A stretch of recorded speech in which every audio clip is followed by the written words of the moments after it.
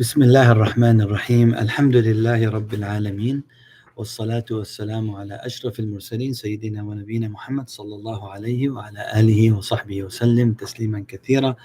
Inshallah ta'ala, today a quick review and a quick session on some of the questions that we receive for Ramadan and the fiqh of fasting, inshallah. Question number one is, if I had the intention to get up for suhoor and I sleep through my alarm and I wake up way after Fajr, so is my fast invalid?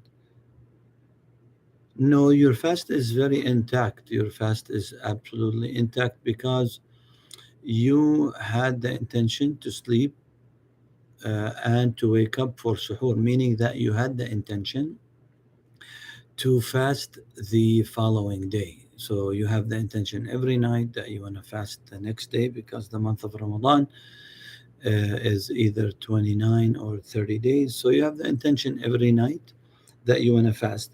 And you set up your alarm, but you slept through your alarm. So eating suhoor is a sunnah. It's a highly recommended sunnah, but it's not mandatory and it's not part of the conditions to validate your fast. So you should be all good. There is no problem, and your fast is valid and intact. Um, when do I actually stop eating and drinking when I wake up for suhoor? You actually stop when the adhan is called. So if you're at the masjid and you hear the adhan, you need to stop. If you're at home, then you're following your prayer timetable, which is your masjid, your local masjid, the closest masjid to you that you attend. You should follow their timetable. It's an estimate, and you should just follow that and be on the cautious side, right? So some people ask, we heard that it's okay to keep eating and drinking even while the adhan is going on, and the answer, we should not do that. We honestly should not do that. It's just um, um, an incident where Prophet Muhammad SAW was asked if someone would just to hear the adhan and there is something in his mouth, and placing a food in his mouth, let him just finish it. Yeah, that's different than someone is actually hearing the adhan and they're just eating through it and eating through it and eating through it. So let's not do that, inshallah ta'ala, because that would definitely risk the validations of your fast. Number three, eating and drinking after. Um, yeah, the question is, what if someone actually kept eating and drinking, thinking that the time of Fajr didn't come yet? What do they do? This is uh, there are like two opinions on this. One opinion say that he should know better, and he should know exactly when to stop, and he should not be laxed about it. Especially if there is no adhan around him, he should be very cautious of the time and very alert and aware. And they say that he needs to make up that day.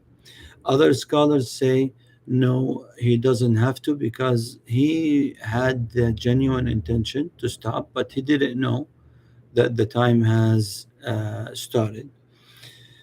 So the summary would be is that the person doesn't really need to make up that day, because it was out of ignorance. They just didn't know any better that the time came in. And Allah subhanahu wa ta'ala forgives someone when they just don't know. Like we eat and drink during the day, actually during the day, but out of forgetfulness, we just completely forgot. Allah subhanahu wa ta'ala forgives that person and does not ask him to repeat that. So out of ignorance and forgetfulness, there is no issue, inshallah. However, some scholars say, the cautious opinion would be, it's not mandatory, but the cautious opinion would be for them to repeat the fast. Allahu alam, it, these are just the opinions, but we know that we should be alert and aware of the time, inshallah. And the same ruling would apply um, about Maghrib time. Someone started eating and drinking thinking that the time of Maghrib came in actually, and the time of Maghrib didn't come in. So what do? They need to immediately refrain from eating and drinking until the time of Maghrib comes in, and they do not need to make it up because they just didn't know any better. And the same ruling that we talked about would apply here about being cautious, and if they need to make up that day, just uh, uh, to make sure that they have not been laxed about it and they just didn't pay much attention. But if it was pure ignorance and pure forgetfulness, then you should be all fine, inshallah. What about blood? A question about blood coming from nose and mouth.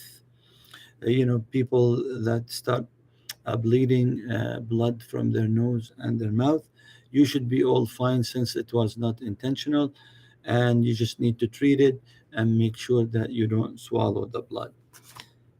And last question, inshallah ta'ala, about throwing up. Throwing up should not affect your fast unless it is on purpose. So if it's unintentional, if someone feels a little bit very uh,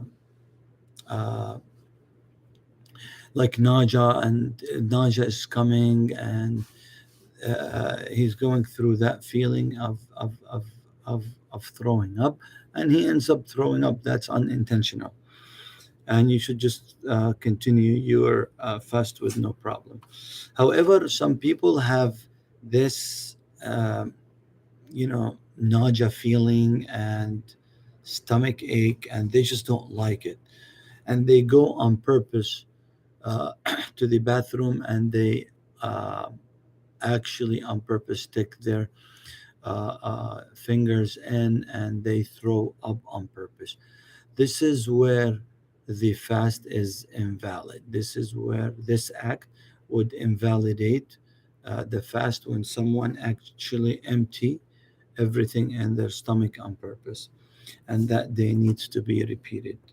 So we ask Allah subhanahu wa ta'ala to protect us and to allow us, inshallah, to fast, inshallah ta'ala, in accordance to the sunnah. Allahumma ameen, ameen. Jazakumullah khair.